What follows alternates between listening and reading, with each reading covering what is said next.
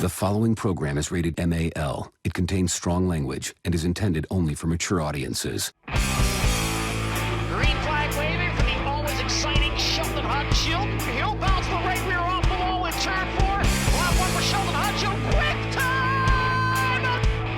Off turn 4. Quick time 10, 0, 3, 0. Second lap time for David is quick time 15, 0, 2, 2. Lap number 1 for Kyle Larson. Quick time! It's a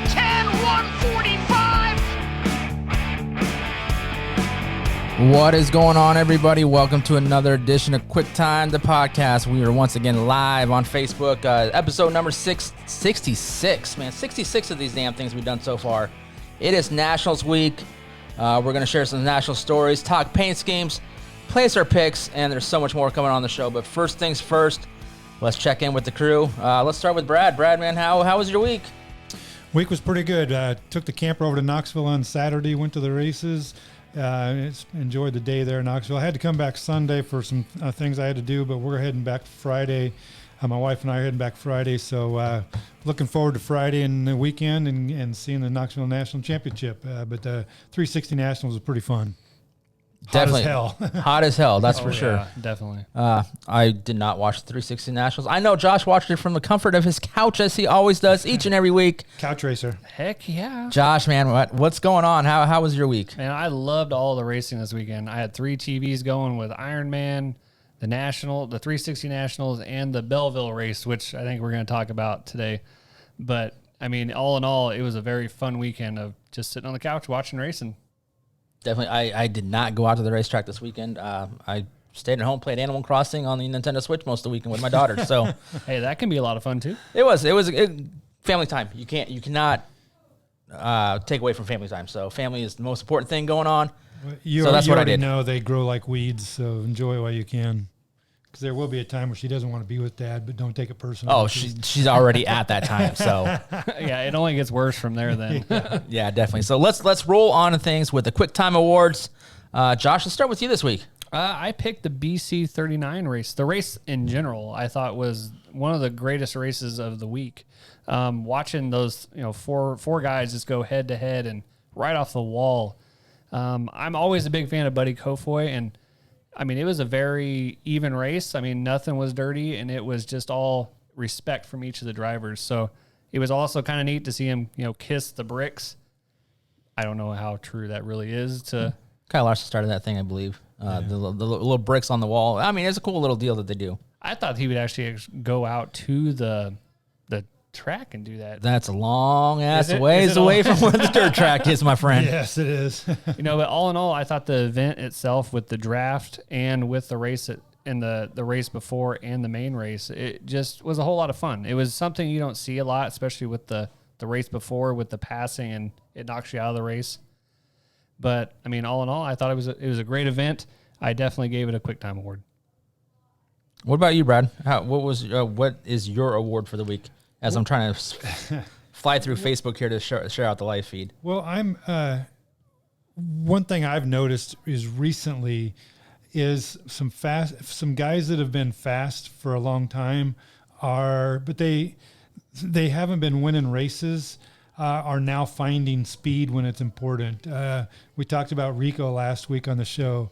Logan Schuchart, he just won finally.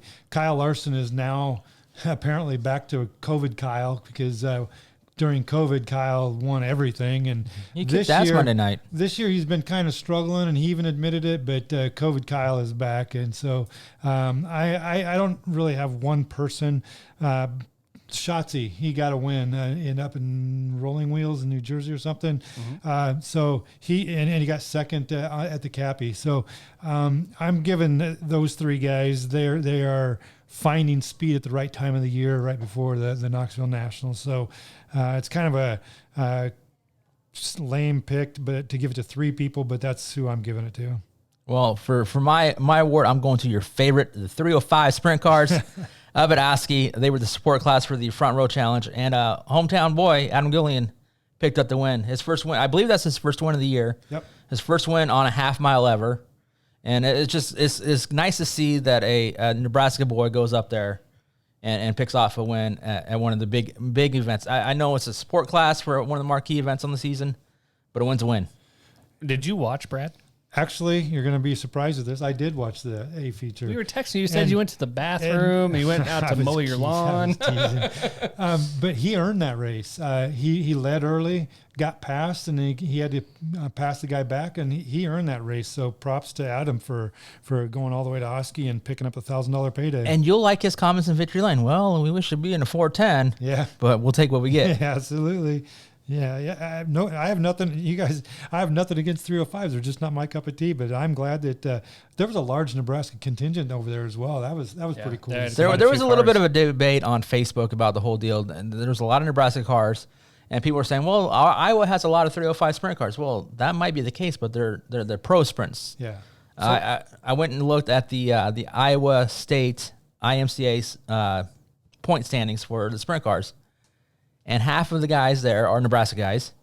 Another quarter of the remaining half are South Dakota guys. So there's not really a lot of Iowa 305 sprint cars. Mike Hausman Jr., Des Moines guy, but he travels down to Eagle every Saturday night to run a 305. Yeah, there's not a lot of 305s over there because where are you going to run them? There's not many tracks that run them, and so you can't go to Knoxville. So there's not a lot of 305s. There's those pro sprints, like you said, and they're a bigger motor than. So a I was saying, 305. what is the difference between the pro sprints and the IMCA? We had Matthew Stelzer on a few 2 years ago, couple few years ago. Yeah. And he told us the difference, but right now I can't tell you the difference. The motor's different. It's bigger. Other than that, I'm not really able to tell you. Something about a wet sump system or a dry sump system. Can they do I don't more know. to the motor then as they can with the IMCA? I don't know. I'm not a mechanic. Well, dude. that's why I was asking. Brad. Well, that's a good question. I don't know if they're sealed like the 305s are or the crates are. So they tried crates, but then they moved it up to the pro sprint. So it's even a different motor over the crates. So Yeah. I'm not exactly sure, but there's not a lot of 305s over there. If there was a lot of 305s in Iowa, then Denison would be full fields, and they're only getting about 12 cars there, and 6 of those are from Nebraska. So there's just not a lot of 305s, and so Terry McCarroll got a good field there for the number of cars that he had to pick from. So And another shout out with Adam. He brought 3 cars up with him that night. So he brought his car, Ryan Kitchen's car, and he hauled Derek Krall's car up there. So pulling 3 cars up there, that's not cheap on the diesel fuel. So hats off to Adam. he ate up that $1,000 paycheck. Real How quick. did now Ryan Kitchen? He doesn't race weekly, right? No, he's jumped in Adam's backup car maybe the last 3 weeks here and there. Right. So Just to get ready, maybe for the 305 Nationals. I don't know, just race. Probably If you have the opportunity to race, you're going to race. Yeah. That's true, definitely. Yes, sir. So let's move on. Lots of racing going on this past weekend. You know, you touched on the BC 39, Josh. Let's kick off with that. Buddy Kofoid picked up the win. I think you picked him. I think most everybody here picked him for the win. But what surprised me towards the end of that with the top 3 cars that they had, it was a slide fest. But they were all clean sliders. Everybody had an opportunity to throw that dirty slider for the win, but they raced with a lot of respect out there on the closing laps of that race. When everybody gave everybody room, it's not like you just pinched somebody up against the wall. You knew they were there, so you didn't really push the envelope because you knew the next turn that you never know what could have happened then. Yeah, we were texting about this back and forth, and we all mentioned that it was a clean slider race. There was no dirty sliders, and Buddy to put that right wheel up on the wall, literally around coming out of 4, and then just shot down the front stretch was amazing and very impressive. But I was really impressed with the whole race. That it was clean sliders and very exciting, and that was a cool event. When that was your quick line was off the wall. I mean, even in 1 and 2, you almost didn't even know where the wall was because they would put that right rear right on there, and you would just shoot off it like a rocket down the backstretch. Yep. That's definitely one race I would love to go to. The fact that it's in Indy, it's in the middle of the big track, Yep. and it was a hell of a race. So the one thing I did here today, I talked to Kevin Cruz with Trey, and he said he was at the race. He said the one thing besides the fact that he liked to race and stuff like that, the environment around the track, like away from the track, is pretty sketchy. He said that you get a mile away from the It's in track the and hood. it's in the hood, right? And he said it's just not. He goes, it's a fun race to go to. It's the weirdest thing to pull in, and you got gated security just to park to go sit in the stands. Yeah, it's if you've ever been there, it's not. The You can tell Josh does not go to a lot of racetracks, let alone a lot of sketchy racetracks. Yeah. Hey, Dude, when we went down to completely off topic here, when we went down to Little Rock for the I-30 for Short Track Nationals, me and Mike Peterson, we stayed in some of the sketchiest neighborhoods out there, and the track's on the edge of Little Rock, but where the hotels are, it was sketchy. So I mean, you can tell that you do not go out to those sketchy ass places. There's drivers that tell stories about sitting in drive-throughs right in the area, getting robbed. It's not a good place to go. You got to do it during the daylight because you don't want to do it at night. well, see, and that's what Kevin said. He also said that he went to get gas after one of the races, and a guy come up to him. And he's like, "My car, it don't work. Not my problem, bud. Can you Move help? along." Can you help me?" And Kevin's like, "No, I can't help you." And it was just Kevin. And the guy came back in and he goes, "Please help me. My car, it's over on the side of the building." Kevin's like, "No, I'm not going to help you." Wow. So he pulls away from the gas station thinking, I don't know. And then all of a sudden this one guy comes and walks up next to that other guy and they go on the side of the building. He pulls by the side of the building. There's no car there. He goes, "I was warned that do not leave your car because they will jack your car. They will take it." And he's like, he goes, "It just hit my stomach like, oh my gosh, what just happened?" type thing. But I mean, does it have a lot to do with the tracks and where they're built? Like some of these ones, they're kind of built in the older developments, maybe? Well, when Indy was built, I'm sure it wasn't the darkest part of Indianapolis. So it's just what develops around it. You go to football stadiums and stuff, they're in the sketchiest part of town. That's very true. So I think it was the cool place to live. And then the people just started to flow away and subdivisions started to being built and so forth. So I think it is what it is. So, well, I know they said the same thing when me and Nate went down to the shootout, that it's around the okay part of town, but like, I mean, I've been to football stadiums, so I'm sure you've been to Oklahoma, it's not a high class type area that's around the stadium, but Oklahoma? Yeah. It's on campus. Well, but you get away from, like, shortly away from campus. It's not. I'm thinking Miami. Hurricanes. So, yeah, it's I've been to Gasoline Alley. Mm-hmm. That's during the daytime okay, but people are getting robbed there all the time too. So, so Brandon, Williams Grove, where's that at? Like what part of town? I don't know. I went to the racetrack. I didn't go into town, so way out in the country. It's way out in the middle of fucking nowhere. Abandoned amusement park right across the But track. now back to your story with Kevin. Sorry, I was dealing with a camera issue. We're not running our normal camera here on the Facebook live feed. So if it cuts out, it cuts out. Hopefully we still have audio. I really don't give a shit. But if I was Kevin, I'd be like, yeah, my friend Smith and Weston can help you out. Yeah. I'm sure they've been told that before. So moving on, let's talk about boring ass Belleville. What? I tuned in for a very brief bit during the feature, and in my opinion, the worst track a 305 can race at is a big half mile, and I didn't stick around long to watch a lot of it, so I'm out on this. I didn't stick around either. It was everybody talks about how great Belleville is. It's fast. Yes, it's very fast. Yes, it's fast. That's it. It was that way with the midgets. It was that way with the 305s this weekend. Shout out to Ty Williams on picking up the win. We had him on earlier. He's picked up two of the what I want to say are the three crown jewel 305 events. Yeah. The I-70 305 Nationals, this race, and then the Eagle Nationals. And he was fast too at the 305 race, and doesn't like he didn't earn. I mean, granted, the guy got DQ'd. Yeah. So Steve Richardson was involved in a lap one caution, restarted after a little bit of time in the work area in 22nd, took the lead on the white flag lap. Pulled up light to the scales. Any idea how light? It doesn't matter, but the light's light. Yeah. So talking to Stan Caesar, he was announcing the race out there. He went up twice one way and twice the other way just to hit the scales in different directions and came up light every single time. Yeah. So that would be costly mistake. But what we were saying with Belleville, it's fast. The midgets were fast. Brad, did you go to the Outlaw show out there? And the Outlaws, they were extremely fast, but it was all single file. After qualifying, you saw what you wanted to see. Yep. Cars hauling ass. Yep. You go to Belleville for the speed, not necessarily the racing. That's for sure. Well, and it was my first time really watching Belleville, and I think I was texting you guys. I'm like, the guy gets in the lead, and it's pretty much their heat race is over. I mean, you're not going to get a guy coming from fourth or fifth to challenge because he can't make up enough time based on the size of that track. especially with all the momentum. Well, Steve Richardson, if he was 10 pounds light, I could see it. But if it was like 1 pound light, it's unfortunate you're taking such a massive, awesome drive away from his win total because he's light. But rules are rules, don't get me wrong. But it sucks that he went from the back to the front and passed everybody and got DQ'd for it. But if it was a huge disadvantage, then a huge advantage because he was really light, then that's one thing. But when it was super dusty, I know Brandon texted, he's like, there was a spin out and I don't know who's involved because I can't even see it. I was like, that's about right. that's unfortunate. Yeah, I mean, it's just one of those weird deals. I mean, Tires. I mean, if you look at the late models, they raced out there on the big track the super late models had a big race out there.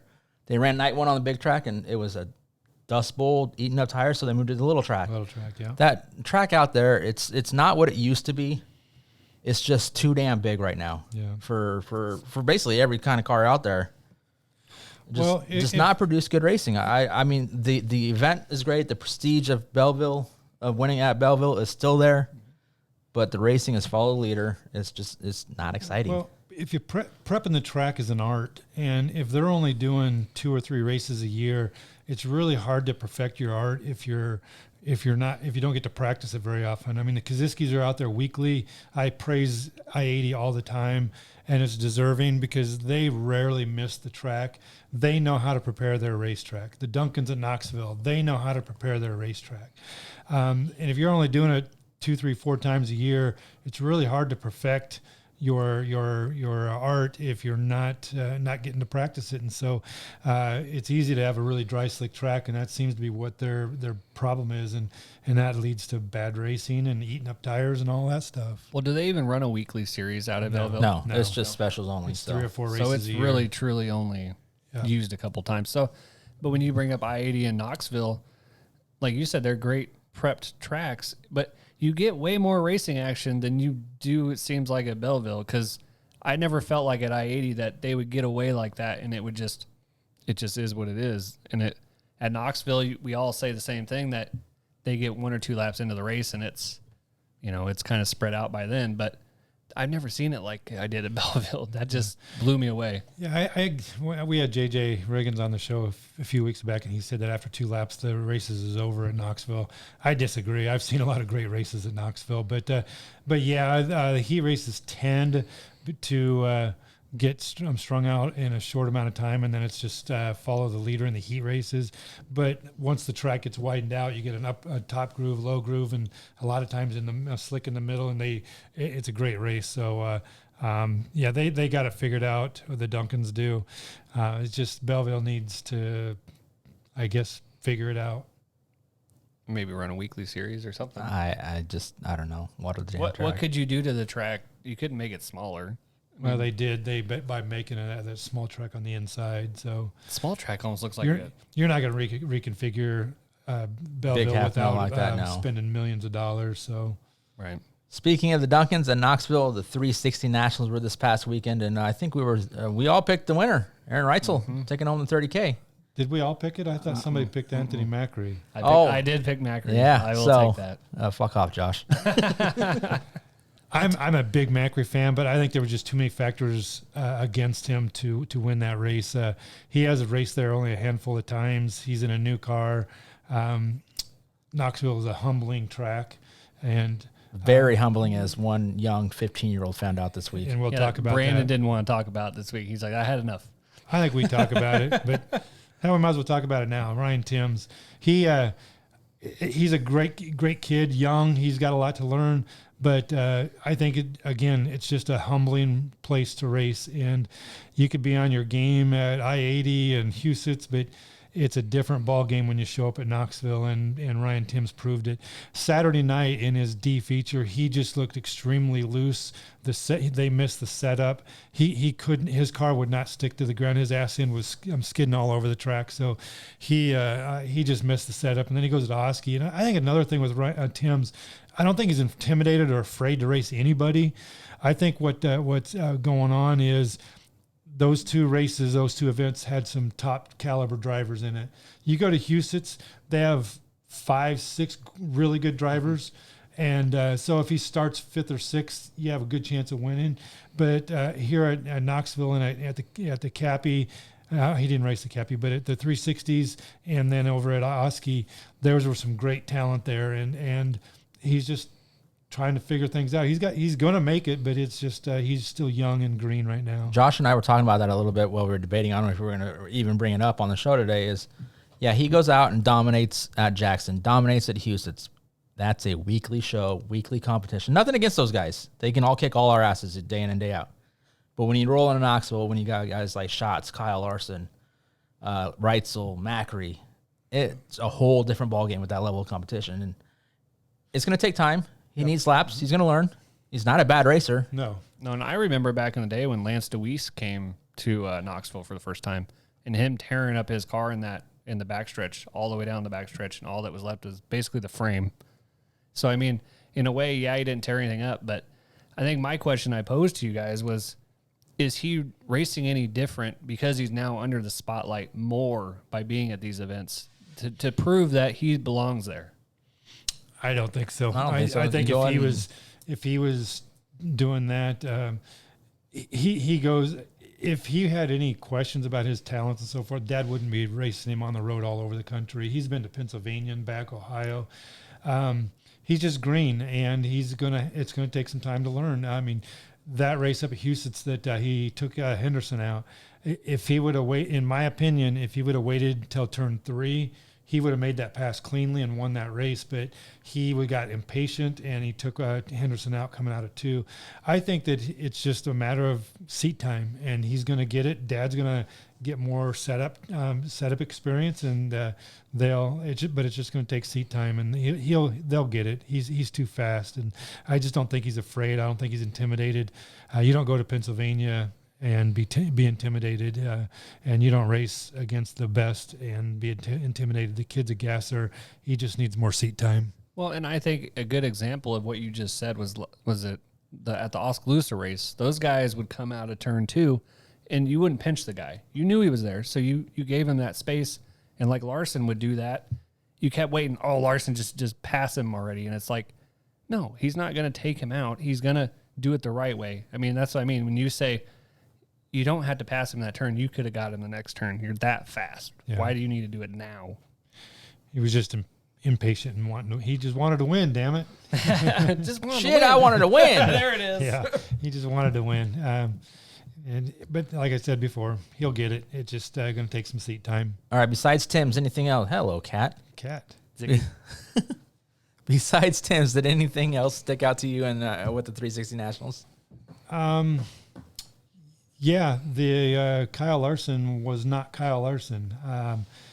Kyle Larson was never a factor in the race. And it was a surprise because Paul Silva has won many races there with Shane Stewart, but again, Knoxville's humbling even for the best. And Reitzel, kind of all suspected Reitzel to win, and he dominated that feature. Although Sam, I can't ever remember his name, Haferteep, he was coming. He was coming, but it was a 30-lap race, so he had time. But he was coming to get Aaron. That just ran out of time. Josh, what about you? Wait, what happened? The 360 Nationals, your opinion. Did anything else stick out to you with that race? The main thing that stuck out to me is it just overall was a good race. I mean, the A main, I'm trying to remember the main night. So like Reitzel led every lap for a $15,000 bonus. Haferteef was catching him. Yeah. How many? 15? 15,000. So he walked away with $45,000? 30,000. I thought somewhere they said Tyler 15 Courtney. to win. No, I thought it was 30 to win. No, it was 15 to win and 15,000 lap money bonus. Because it was $1,000 a lap. They took it away from the 410 race and put it in the 360 race. Google it. It's on there. 15,000 to win. What's this Google? I get my names from Facebook. But I thought I heard Tyler Courtney led a lap, like the first lap. You did not? You didn't hear right. No. Aaron got all 30. Hank believes me. I don't even think Courtney was in the up there. I don't know. So moving on to Sunday night. I labeled it as a crappy Cappy recap just because I like the way it rammed. What did you think of the Cappy? I honestly, I didn't know who won. until I had to look it up on Monday morning. I did not pay one single bit of attention to this race. There wasn't much to it. I mean, it wasn't Logan won, but it wasn't like a Hey, Brad, there's Brett Marks. big He's running race. tonight. Brad's all excited. Yeah. I wouldn't say it was great. I thought it was a pretty good race. Schatz was giving Schuchart a run for his money towards the last 5 laps or whatever. Schuchart took off and left Schatzy, but I thought the middle stages of the race was pretty impressive. Schatz, it was cool to see Schatz getting fast at Knoxville this time of year. I'm not a Schatz fan, but it's sad to see him struggle the last 3 years since he got in the Ford motor. He's too good to be winning only 2 or 3 races a year. So I wouldn't be upset if he wins another Knoxville Nationals. I would rather not see that. But if he does, he does. But he's finding speed at the right time of the year. He's been fast the last 3 or 4 races, finishing up in the top 3 or 4. So he's finding speed at the right time. So I thought it was a good race. I didn't think it was a great race, but Schuchart's another one. I'm glad he's finding speed too, because he's been struggling this whole year. I just when Jacob Allen is beating you more times than not, that says that you're really struggling. Well, and even the Donnie Schatz thing, I was listening to KNIA on the way home tonight, and he said, he goes, I would like to see other drivers have to go through what he's gone through with this whole motor program. Because he was asked, is it getting better? And he goes, there are times that we feel like we've got it, but it's like 1 step forward, 2 steps back, and it's a lot. It sounds like it's a lot of miscommunication between either the builder and the driver or the crew chief. It's something is amiss. He kept saying that it just something isn't going right, and so we feel like we're just spinning our wheels. Which, like you said, it kind of feels like they are when you watch them, because they're either really good or they're middle of the pack. And he's said in several interviews that they just can't. They have the power, they just can't get it to the ground. And remember when he was in the Chevy, he ran the middle of the track better than anybody, and they just can't do that anymore. He just can't do that. So when I even said that the other night on the Cappy night, I was like, "Oh, here he is. We're on the middle line. This is the Schatz line right here, and this is what he wins it on." And it didn't last the whole time. They're spending a lot of money on Fords, and there's a reason that's Fords come and go. Nobody's been able to figure them out. And Casey Luna Ford did well with their Ford, but once they retired, all Ford motors stopped. And Roush just came out with Fords for a few years, and they started to make some ground, and then Roush got out of it, and nobody bought them. So the Chevys are the motor you got to have. And and Reitzel running Toyota, right? Toyota's coming around. Yoda's. Yeah. You think that I feel like they're almost, based on what you see with Reitzel, they might be at the same level as Ford is throughout all these years they've been trying. Well, in the 360, but in the 410, they're really inconsistent. They have very few wins in a 410. The 360, they're doing well with that. But just watch, Reitzel's not been very. He's probably the strongest Toyota out there. Who else runs to Who else runs it? At times, Selzy, Gio has done it. One of the Roth cars has the Toyota. Matson. I don't think both of them do. I think just No, I think it's Matson that's running yeah, Toyota. I think McFadden's running a normal Chevy. Yeah. So there's very few out there, and they're doing R&D, but they're getting close. But I mean, they're at about where Schatz is right now. They're running 5th through 7th. And they have 3 or 4 teams that run it, and Ford has Donnie. Yeah. Is that it? That's it that runs Ford, That's right? the only Yeah, one. that's the only one. Because wasn't it when Tony Stewart had a 2-car team, right? He doesn't have that anymore. Did they run Fords in both cars? No, that was before the Fords came on board. Oh, I see. All right, so moving on. Let's talk the front row challenge. We mentioned the 305 portion, but let's talk about the big boys, 410s. Kyle Larson, I don't know the way he got past Macedo there. Just he was in a different zip code once he got by him. He left him too. I thought Larson kind of pinched Macedo a little bit in 1 and 2, but they all do that. There was no contact made. Larson finally did what Larson does, and he took care of business. I thought it was a really good race. Usually you don't see good races at Oski, and I've never seen a good race at Oski. But they did good. I mean, this race was great. Yeah, this race was great. Yeah, yeah, and the Macri, I mean, he made it super competitive, like a 3-car battle, and I've kind of felt like Carson fell asleep. Like it was, I'm out in the front, no one's catching me, but then all of a sudden, in one lap, gone, and it was like Larson left him behind. when you're leading, you don't know where the other guys are running. So. Well, that's true, but He got kind of bottled up a little bit with a couple lap cars too. So, he did. but yeah, when Kyle got by him, Kyle was gone. What'd you think of the foot race? Brian Brown throwing out a red flag there in the heat race one. They did the foot race before because I got a message from PJ Peterson asking if I had any photos from it, and I had to dig all the way back to 2011. Really? And that's Who was in it?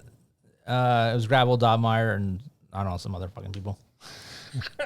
But it was one of the years that we went. So they used to do this foot race. Yeah. And this year they brought it back because of the tire shortages. Didn't want to run tires for the King of the Hill race, which I understand. Yeah. So I mean, I thought it was sense. entertaining, but it was kind of cheesy at the same time. it helped having Wade Unger helping out there with the commentary. That made it a little more comical to listen to. Yeah, I agree, Brandon, with cheesiness.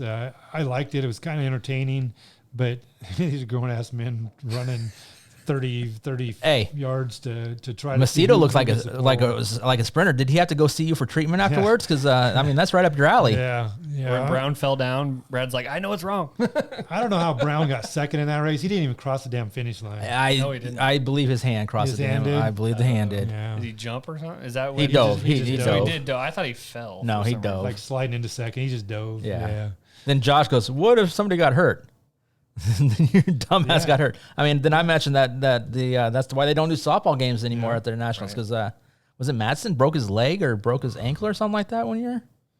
I don't remember. I remember somebody getting hurt big time, but I thought it was entertaining, but it would have been better suited if they were actually had like maybe track prep going on or something like that to kill downtime and not stop everything for it, if that makes sense. Yeah. Well, and didn't the front row challenge used to be where the top two cars got option to start in the front row or start in the back? Yeah. Is that Yeah. not what it is anymore? It's not that. No, to me, 'cause then why are you calling it the front row challenge? Because it's a name. It's just been. It's been that. everybody knows it It's by been that name since day one, and People quit. I mean, the front row challenge just stopped 'Cause what, it was nobody would take the challenge. Because it was $5,000 to win, right? And it was 20 or something like that when you started from the back. It was like 25 to win and 50 if you go to the back. only one person done it. And only one Wild person done child, it. Jack Yeah. Hottenshield.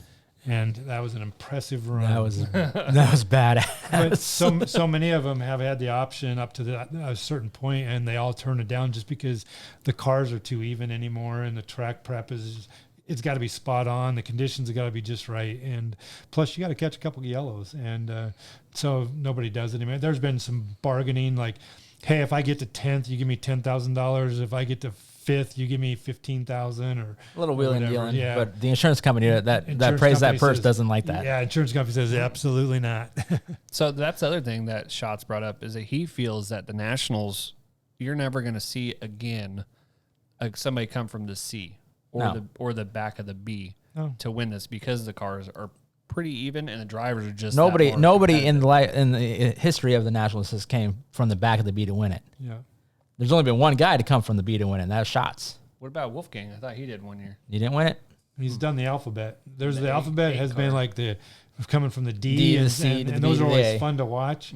But they're out of gas by the time they get to the A. So that's a big undertaking. You got to figure there's 110 cars there, and the best 24 cars are there, and you have to come start 24th and try to pass them on a half mile. It just is impossible to do. So.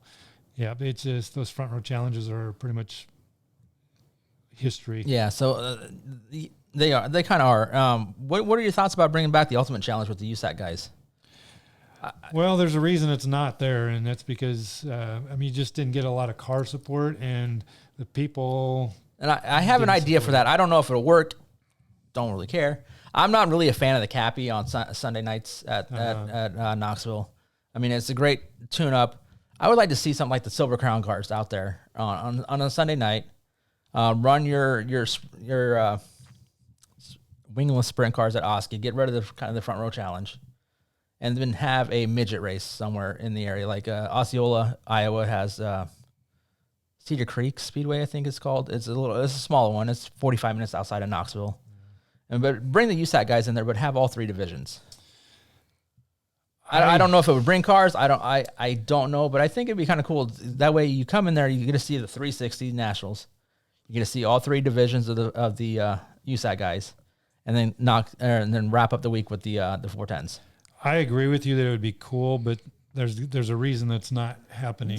I know there's a reason, and it's not my money. I'm not putting on the damn race. Terry wasn't making any money on that show, so they had to drop it. And he had a hard time getting cars to come to the race. And I think that the hard time getting cars is because you're running a one-off sprint car show. Yeah, but if you're running maybe all 3 series, you're getting guys that would come in and stay there, and they get a race for more than just that one night. Yeah, they got to come from Indiana for one race. It's a long ways to go, so... I love non-wing racing, but it doesn't work in Iowa. Just not a lot of support. Well, in that quarter midget track, English Creek. Why don't like Larson's son and Bush's son? Why don't those guys from Millbrush? They have. But I mean, to me, you could build that up to kind of take over the Tuesday night race, which they race on Tuesday night. But from a racing fan and I haven't been to English Creek ever. I've never been there. I'm not going to go. I don't care to watch go-karts. See, I asked the question. I had to throw out a text message. I'm like, how big is that racetrack? Can you run a midget there? Because, I mean, I'm thinking that's 15 minutes right outside Knoxville. Having a midget race there would be badass. It's a little small for a midget from what I hear. Yeah. And there's no lure for me to go. I don't care to go. I've had the opportunity to go, but You said it last week. You just like to hang out at the campground and walk the midways. And then he left. He was sitting there texting us that he had sweets from Pella. I was like, wait, I thought you've only been there once to Pella. And he's like, oh, I'm going back. And now I am. I went to that bakery, and that bakery is awesome. We spent $35 on baked goods, and man alive, that stuff is awesome. You spent $35 on baked goods. What'd you get your wife? Because I know you probably ate all that damn stuff. Oh, we all ate it, man. And actually, we still have some cookies at the house right now, and I think we're going back on Saturday because, man, the line was unbelievable to get into this place. But man, the baked goods the cherry turnover was solid. Well, that's what my brother said. He said it's because we never really went to Pella when I went, and he goes, yeah, we go every year. We just drive up there like on Wednesday morning or Thursday morning and go get stuff, and it lasts you all week. And he said it's just unbelievably good. Yeah, it was delicious. One of the last topics about the front row is why was Macedo the only full-time outlaw running there? I don't understand the exemption. The reason that's on there is because Josh asked the question. Yeah, well, I don't understand. First of all, I know the Sheldon Hodenschild was going to, but backed out the last minute. They're a crew member.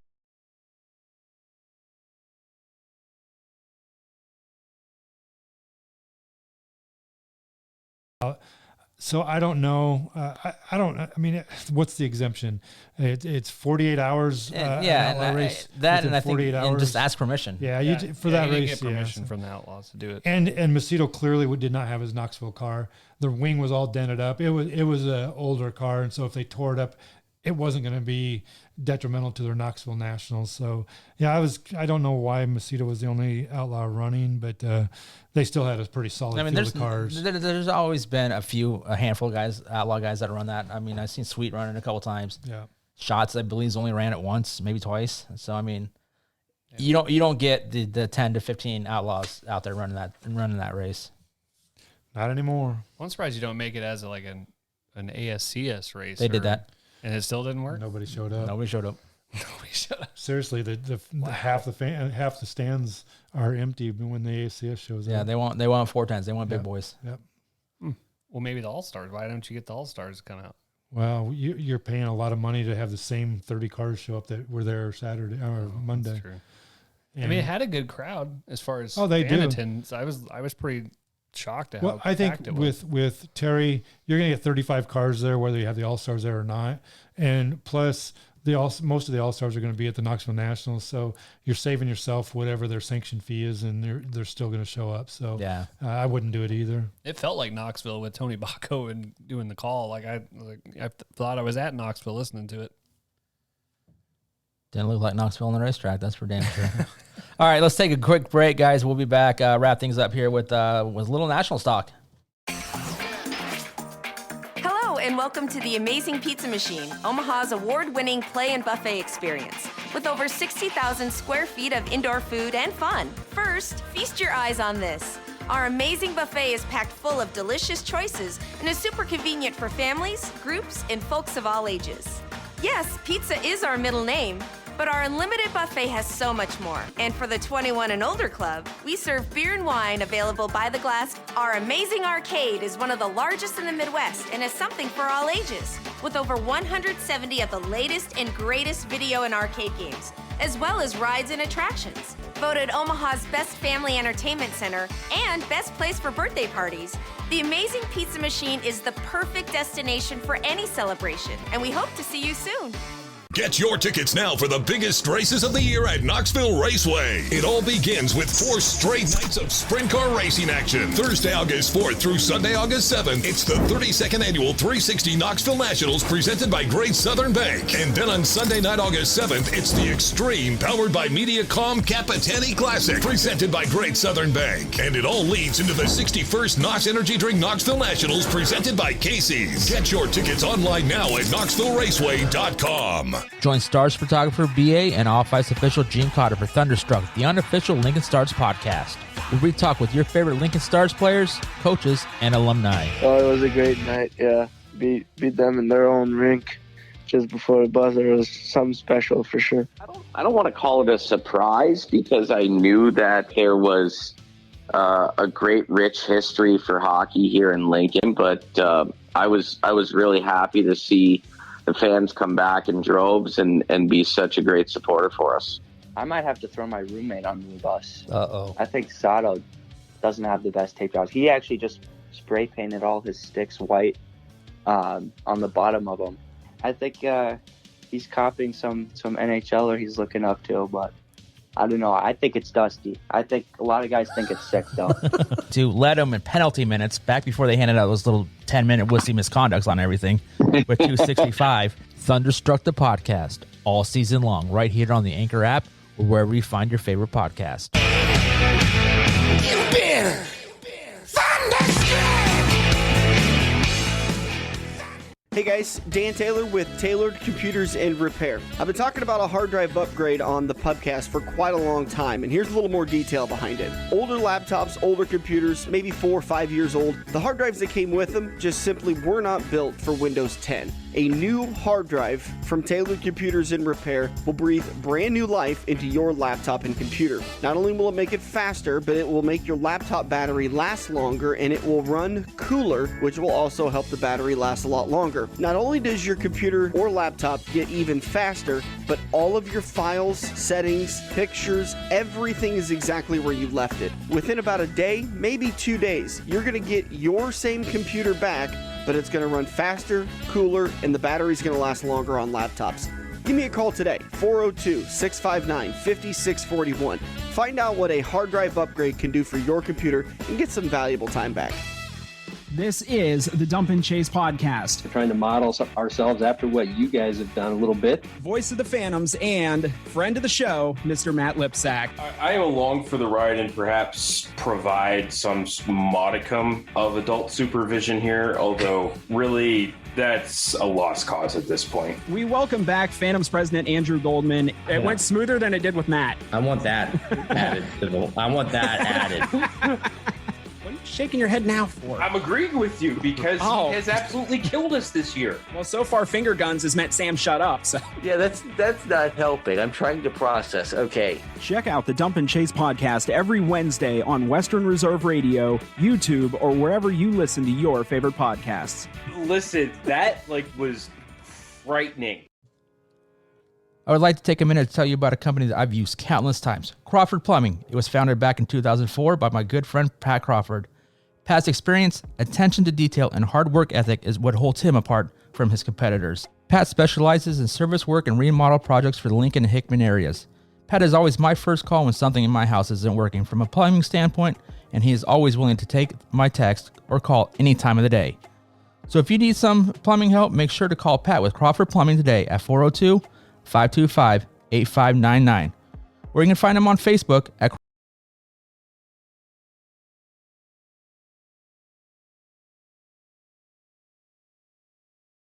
We have lost the mouse. We lost the stream feed, so guess hey what? there, we're back. Knoxville Nationals kicking things off. We're in hot laps right now. I think it's hot laps. Yes, it is Yeah, hot just laps. hot laps. Yeah. Where do we want to start first? I know we put out the question of the week, what your favorite outlaw memory was. We had a lot of comments on Facebook and Twitter. A lot of them were just winners, like when Tim Schafer won, when Jason Johnson won. Not a whole lot of stories. Do you have a... The only story that I can really say is, and it was mentioned last week with Wade Unger about Max Dumpsony beating Wolfgang and Kinzer in the, I think it was either the Race of States or the Mystery Feature on a Friday night. That race confirmed why I will not be a sprint car driver, because they have talent. The massive slide jobs that they were throwing going into 3 and into 1, and clean, never made contact, but man, they were going. It was an amazing race, and I knew that I would never have the balls to do that. So I confirmed that night that I'm going to be a fan from forever, because those guys put on one hell of a show that night. You know, a lot of the stories that Brandon wanted me to talk about, I have some side stories. I was debating on whether or not I wanted to talk about any of them. I want good stories. And like I have good stories. I mean, I will say most of mine included alcohol at some point. See, I didn't have that. See, so like there was one year we were driving to Knoxville for the Nationals, and I had to use the restroom after we stopped in, I can't remember what town it was, and I was like, I gotta go to the bathroom, and there was no stops, and so I was like, all right, let's just pull over. And it was nighttime, and it was this field. I remember running out there and just going to the bathroom, and like, I was like, I don't have any toilet paper or nothing, and it was, you nasty. I'm like, what do I do? And there's like leaves, and so then we get back in the car to go back to the interstate, and literally there was a gas station like 2 minutes up the road, and I was like, who was driving? Actually, I think Nate was driving. Yeah, at the time. he knew. He knew. And I think on that same exit, if you would have turned right instead of left, you would have actually went to a Walgreens. And I was like, son of a gun. So one of mine, a lot of these memories include Mike Peterson too. So I mean, if you know Mike Peterson, you know where this is going to go. We spent, it was, I want to say it was 2007, 2008-ish. We're leaving the Dingus, and we all know what happens out there. We're walking back to our campsite. We're down by the Hy-Vee, and there's this group of guys walking towards us. One of them was wearing a Billy Alley shirt. Mike looks over. Billy Alley, he fucking sucks. Guy kind of turns around, does a double take, points to Mike, goes, "You're wearing a Billy Alley t-shirt." He's like, "Oh yeah." So that's how the conversation started. We're like, grief. You know, yeah, we're from Lincoln. You know, Billy doesn't suck, but Mike, being a smart ass self, just has no filter out there, and made some friends that night, and we talked racing, and needless to say, we didn't go back to the campsite. We went back over to Dingus and had a few more beers with those guys. That's the great thing about Knoxville is everybody's usually pretty friendly. I mean, I can tell you stories. There was a group of friends that we always met at Knoxville. There was a group of kids from Minnesota, Nebraska, and there was one other state, but I can't remember. We all camped in the same area, so we all hung out together. We got kicked out of the swimming pool every year on Saturday For because what? we do a lot of stupid stuff. We tried to get kicked little out Wendy because- Peppercorn incident there. What? A little Wendy Peppercorn incident. I should know what that's about. Sandlot. Oh, the kid faking drowning to get mouth to mouth from the hot lifeguard. Oh no, no. We tried to get kicked out because we got kicked out we got suspended for a year. Well. Oh, guess what? We were back for another year. Yeah. There was one time we lost a guy. We couldn't find him, We searched the campgrounds. We couldn't find the guy. Well, the next day we were walking around still trying to find him, and we looked up, and at this time there was a scaffolding outside of turn 4 where the TNN cameras were. He went to his camp, grabbed a pillow and a blanket, climbed up on top of the scaffolding, and slept all night on a 2x12 board. It's amazing he didn't fall off. No there. shit. But yeah, Wow. he was passed out drunk, and he climbed up there and he slept on top of that scaffolding that night. Grief. That's just what happens. Alcohol, stupid things. The stories are endless, really. They are. There was one year I was at turn 3. We also all know how that goes. Josh might not. Yeah. A little sides bar and grill action there after the races. Somehow I picked up an Australian accent. I was hammered. I mean, I was. And how does that sound? I can't do it now. I really can't. I was shit faced. It was the year I believe I was staying with you, Brad. One of those years, and I could not shake this accent all night long. I had an Australian accent for the rest of the night. I mean, everybody I talked to, it was there. It's like I have no idea how I picked it up, but well, I mean, a lot of good times though. I mean, me and Randy Frank, a photographer from California, also paints awesome helmets and designs race car T-shirts. Talking about picking up D main chicks because the A mainers were way too hot for us, so we had to settle for our class and find somebody from the D main. I did post out with a phone number for everybody to call. Mm-hmm. We had one person call, so why don't we hear from Ashley? Good afternoon, gang. This is Ashley Herman from the Empire Magazine, fulfilling your request to call in with my national story. So I have two. I have a good one, and I have a sad one, but they're both good memories of Knoxville. You see, my parents started going to Knoxville in 1978. To this day, I still purchase the same tickets that they originally purchased in 1978.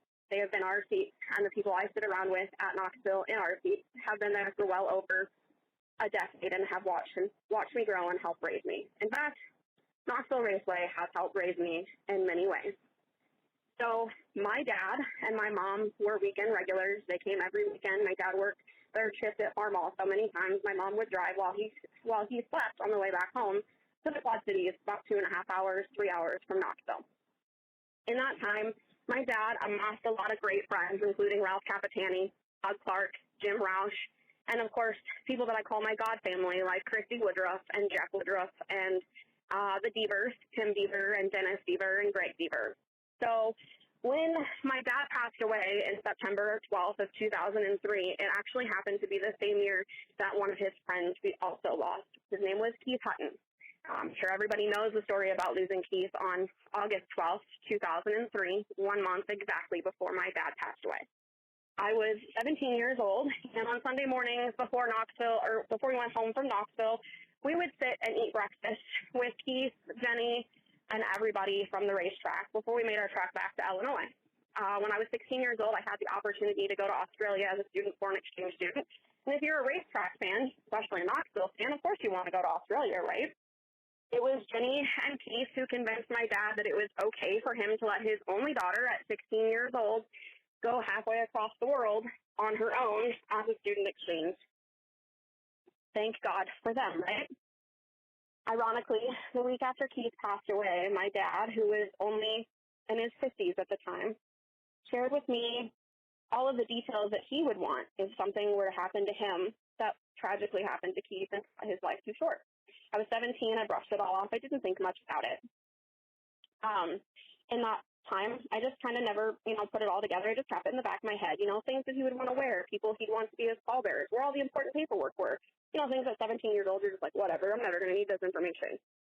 A month later, we lost my dad to a tragic heart attack, and I was able to plan my dad's funeral because, ironically, my mom did not have any of the answers that my dad had given me. We buried him in a Jack Hodenshield t-shirt, his favorite driver, of course, and everybody raided my closet from high school and wore racing t-shirts to my dad's funeral. There is a 4-wide sprint car engraving on his headstone of the last 4-wide salute that he saw in 2003 at the Sprint Car Nationals. So even more so, when I lost my dad at 17, the following year, I decided that I was going to attempt to be in the Knoxville Nationals Queens Contest, being close family friends with Christy Woodruff, who now runs the Queens Contest. It was kind of a following in the footsteps kind of thing. I was excited to be a part of it. The year that I was in the Queens Contest, the Queens Contest went out to a sponsor dinner prior to the contest starting and introduced themselves to different individuals at the sponsor dinner. I happened to meet this gentleman. I never did get his name. Shook his hand, told him who I was. He asked me who my dad was. I told him, and he began to tell me the stories of my dad playing poker in the Arizona barns after the races. Those infamous poker games that everybody hears about when they talk about Steve Kinzer and Mark Kinzer and all of the guys playing poker after the races. Well, apparently, unbeknownst to me, because I thought my dad was pretty straight-laced until this conversation, I learned that my dad played the poker games after the races with the drivers. Also, throughout the years since then, people have delightfully told me some of the insane stories that my dad was a part of that sprinkle about, sprint car racing history, like the bus, the imaginary bus that would get drove around after the races with all of the drinkers and fun havers. And I hear occasionally my dad might have had a hand in stealing a water truck and taking it down on the square of Knoxville and leaving it. I heard fun, great stories about trying to help him work on his car during nationals and maybe taking out some parts of a farmer's cornfield in the process in the middle of the night. I would always call my God family, Tim, I would always call him Barney during nationals because he always had a purple fire suit, and I would teach all the little kids sitting at the end of the pit to call him Barney. So one year, I think I was like 16, 17, I thought it was really funny. He always had the Australians that would come up, and they would stay in his shop during the week, and he would work on cars, normal cars, during the week at his business. So they had to do some work on one of my dad's vehicles while we were there. So I brought this Barney that you could squeeze his hand, and he would sing the I Love You song. And those Aussies would push that Barney's hand every single time they walked past that truck to play that song because they knew that I called Tim Barney. I don't think I've ever lived that down, and I'm pretty sure Tim would still threaten to put me out in the middle of Lake Red Rock while I was sleeping if I ever brought it back up again. But yeah, if you want some great stories about Knoxville, there's just a few. I know not a lot of people know my history. I've just started writing for the last 2 years for Dirt Empire. All right, we want to thank Ashley for calling in. The only brave soul to do it, so everybody else that listens that doesn't have the guts to do it. Thank you for that. Yeah, I did it 1 year, remember? Last year. Yeah, and now you're on the show. What the hell went wrong there? Maybe promotions happened off of that phone call. I'm thinking. Not at all. Feel free to call in and give us something to talk about. So I got into the story. You kind of mentioned it a little bit earlier off air. That Dingus closed because Josh wasn't quite sure what turn 3 was, or the size bar and grill for some reason. But Dingus closes at what, 1:45? Alcohol sales end at 2:00. Oh, that's right. This story. So there's a mad rush from Dingus to the Hy-Vee to get beer. So everybody's walking out with cases, and you mentioned the county sheriffs to watch everybody walk from the Hy-Vee and walk back to the fairgrounds. Well, in Knoxville, Iowa, you can have open containers on the fairgrounds. Fairgrounds only. So as long as you don't step across the sidewalk, you're golden. So we're out there. It's got to be 4:00 in the morning or so. And this is not a me story. It's another Mike Peterson story. But he's out there with Matthew Stelzer. And everybody's drinking. And all that beer that everybody went and bought at 2:00 in the morning is now slowly disappearing. Everybody's consuming it all, Josh. You look confused. What? They do that? So one guy walks up to Mike and Matthew Stelzer, who have what appears to be a full case of Bud Light. Guys, I'll give you $20 for the rest of your beer right there. And Matt and Mike look at each other. Oh, okay, we can do that. Well, this guy's drunker than shit, fumbling through counting money, trying to count out the $20.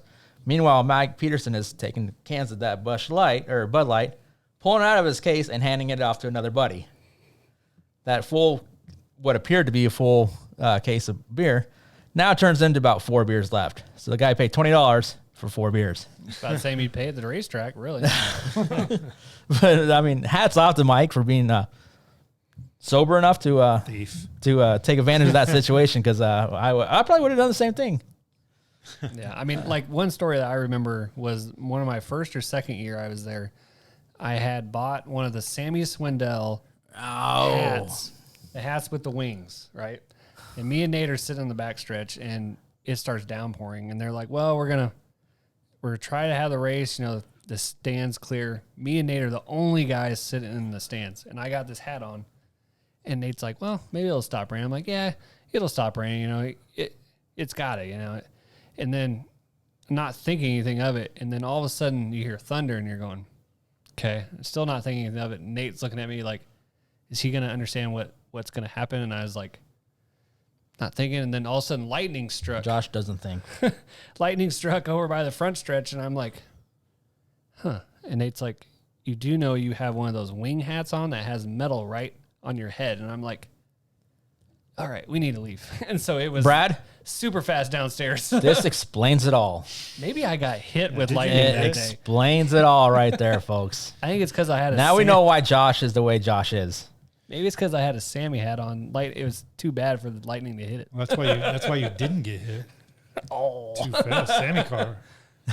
So we could go on with we could. stories, Another thing with nationals coming around is paint schemes or reps. Any of them stick out to you guys? Carson Macedo's green. The green weenie? Yeah, I think it's a pretty sharp car. It's really pops. You can see the sponsors. I like Donnie Schatz's clean. I like white cars. Josh, you and I talked about that before the show. I think that Gio Celsi's is, no offense to you guys out there, but ugly as hell. But I think is ugly as hell. Brad doesn't like it because of the brightness of the colors on the actual car. Because you said the rendering you actually like. The artist rendering looks pretty cool, but the actual product did not turn out nearly as good. Brandon Wimmer's car is really hard to see. It's black with fluorescent purple, maybe.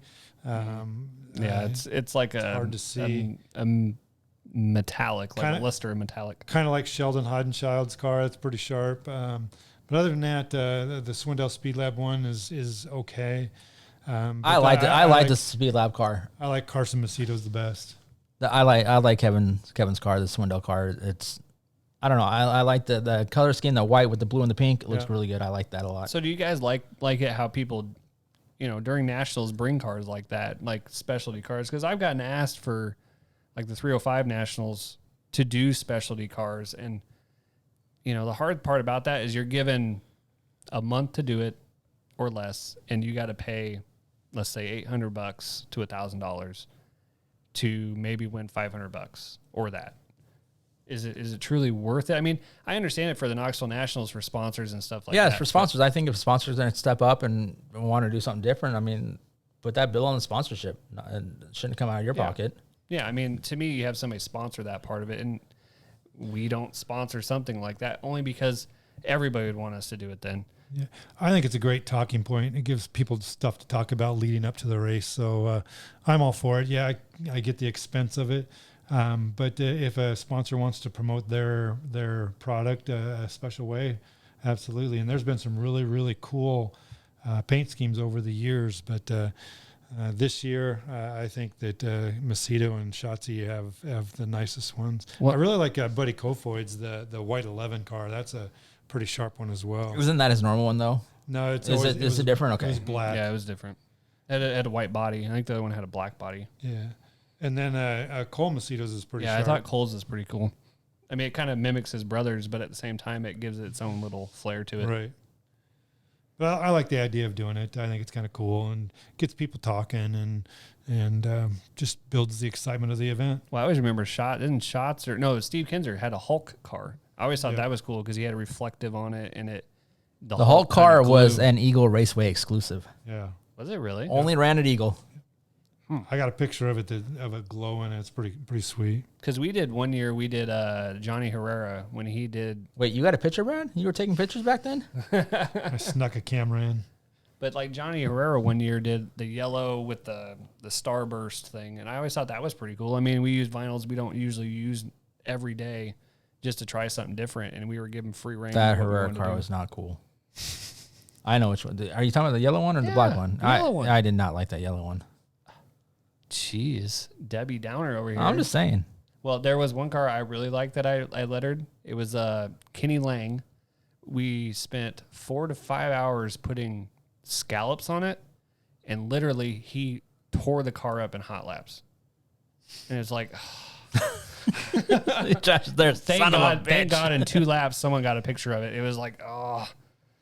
But yeah, so I don't know. I guess I'm more partial to the cars I do, but we all know, like you like the ones you do or the ones you've done. Hey, how many of my cars win best appearing? Stu Snyder won best appearing at the 305 down in Belleville. And then I got crap from Stan about how it's just sponsors and some graphics on it. It is just sponsors. What else are you supposed to put on there? Right, exactly. It's actually a throwback car. I can't help but throwback back in the day. You didn't put much on. I'm a person that likes simple cars. I don't like all the gaudy. I mean, Blackbeard produces some great stuff, but It's not my preference. Brian Brown, in my opinion, has one of the prettiest cars out there. It's white. The sponsors pop. You can read the sponsors at speed. It's clean. A little bit of red in there. That's the kind of stuff. And that's why I like Schatz.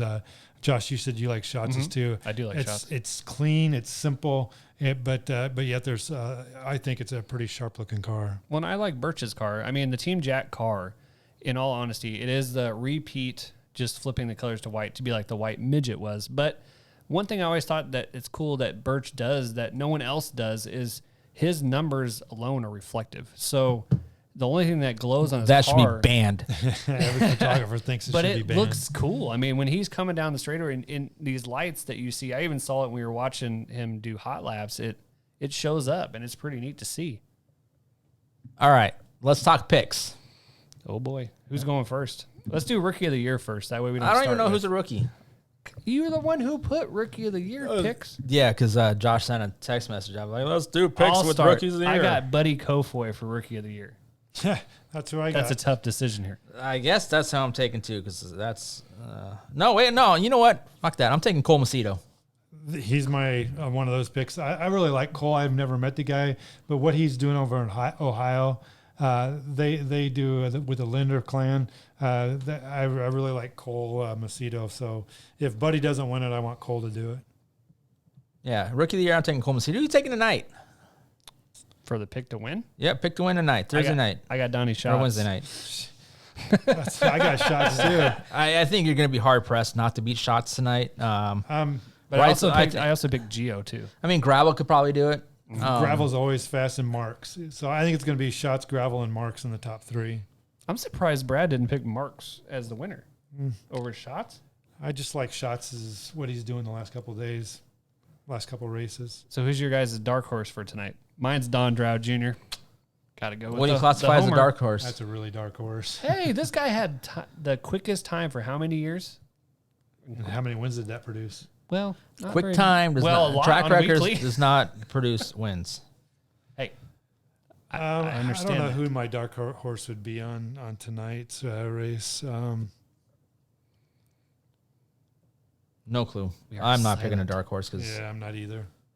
So who is your pick for tonight to win, Brandon?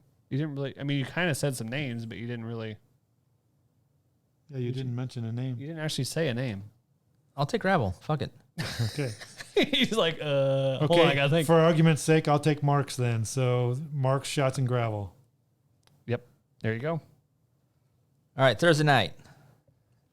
I got Funky Cole Macedo. Funky Cole Macedo. I like that Cole name. Macedo. I'm surprised you didn't pick Brownie. No, I don't think Brownie's Not there going to this win year. it. No. Brownie's going to win Thursday night. Nope. Mark my words. Brian Brown. $5 says negative Ghost Rider. I'm going with Rico on Thursday night. He's always good on preliminary nights. So did we say that we can't pick Larson just because that's an obvious pick? It feels a little dirty to say his name. Seems too easy. It's kind of like picking shots, I guess. So I guess I get kind of thrown in there. I don't think Sweet's going to do it. He's right there, but Macary's right there, but Baston's right there as well. But I think Macedo's going to take it Thursday. And then who's Saturday's pick? I'm gonna let you guys pick first because I don't think I'm gonna take the pick I had. Kyle Larson. Back-to-back champ. More than likely, but I'm not going to. It will be Kyle Larson, but I'm not going to pick him. So who's your pick? Uh, He's trying to look at the monitor to see who's No. racing. I want to take Brian Brown. I would love to see I'm going to that. ride that Brian Brown horse. My top five are Marks, Schatz, Schuchart, Macedo, and Gravel, and I got Gravel winning the whole thing. I got one guy that Brad did not mention, Brad Sweet. I think Brad Sweet's going to win. I did say shots. That's what I had written Brad down, Sweet's- but I'm picking shot. I was picking Sweet. No. Sweet just hasn't had it this year. 3 wins this year? Yeah, he just hasn't had it. When were the last 3 wins? The last couple of races. Just one. Just one. Just one. He won Ironman. Yeah. And he won in That's Pennsylvania. That was from the Pennsylvania. Pennsylvania was race a weeks while ago. Dang it. And then when was the one before that? Wasn't it down in Florida? Hey, Really. he is very good. He's very good. There's absolutely no question about No, that. yeah, He's been a consistently top 4 or 5 car, and that's about it. Do you think this is the highest chance this year for a first-time winner? Yeah, because Marks. I mean, it's wide open. I mean, Marks could be a first time. Macedo could be a first time. Rico Macri, Ryan Brown, Baston Brown, absolutely. Shukart, he's starting. Well, at least Sunday he figured. And one it guy out. we did not mention who absolutely has the ability to do it is Sheldon. Yes, Sheldon. I mean, he just has to put a Put it all solid weekend together. Yeah, if he can do that, he's definitely got a shot at it. We'll find out tonight how well he does. All right. I also want to shout out to Kyle Yardley. He was a guy that stopped me in Pella last Saturday and talked to me about gunpoint? No, for his pastries. He had pastries. Talked about the podcast and how much he enjoyed it. So we really like hearing stories about that. So it was good to put a name to a face to a name. So appreciate that, Kyle. Thanks for stopping me and chatting a little bit. And hope you enjoyed those pastries because I know I did. Definitely. So I think we're gonna have to wrap things up because Josh's wife is gonna get pissed off and kick us out here soon. So and we gotta watch some races. Yeah, like I said, hot laps. Qualifying. We're in qualifying right now. PPM is on the knob right now. Your buddy Brent Marks and Sanders in the Swindell car. Right up there. I mean, but we're 9 cars in, so a lot can change here before the end of the night. So everybody, thanks for tuning in to episode 66 of the Quicktime podcast. Make sure you subscribe to the channel. Leave us a review on iTunes, on Spotify, or wherever you get your podcast stuff. Those reviews definitely help out. So we want to thank you, and we'll talk to everybody next week. Appreciate you guys.